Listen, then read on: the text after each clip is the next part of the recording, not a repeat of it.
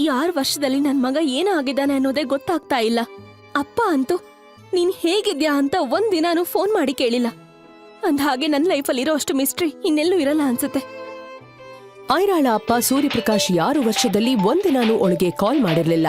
ಆದ್ರೆ ಇವತ್ತು ಬೆಳಗ್ಗೆ ಸಡನ್ ಆಗಿ ಕಾಲ್ ಮಾಡಿ, ಹಲೋ ಐರಾ, ನೀನ್ ಅರ್ಜೆಂಟ್ ಆಗಿ ನೆಕ್ಸ್ಟ್ ಫ್ಲೈಟ್ ಬುಕ್ ಮಾಡ್ಕೊಂಡು ಬೆಂಗಳೂರಿಗೆ ಬಾ. ತುಂಬಾನೇ ಇಂಪಾರ್ಟೆಂಟ್. ಬಂದ್ಮೇಲೆ ನಿಂಗೆಲ್ಲ ವಿಷಯ ಹೇಳ್ತೀನಿ. ಅಲ್ಲ ಅದು ಅದನ್ನ ಕೇಳಿಸ್ಕೊಂಡ ಐರಾಳಿಗೆ ಟೆನ್ಷನ್ ಜಾಸ್ತಿ ಆಗಿತ್ತು. ಏನಾಯ್ತು ಅಂತ ಅತ್ತೆ ಕೇಳಿದ್ದಕ್ಕೆ, ಡ್ಯಾಡಿ ಕಾಲ್ ಮಾಡಿದ್ರು. ನಾನು ಈಗಲೇ ಬೆಂಗಳೂರಿಗೆ ಹೋಗ್ಬೇಕಂತೆ. ಸಡನ್ ಆಗಿ ಏನಾಯ್ತೋ ಏನೋ, ತುಂಬಾನೇ ಅರ್ಜೆಂಟ್.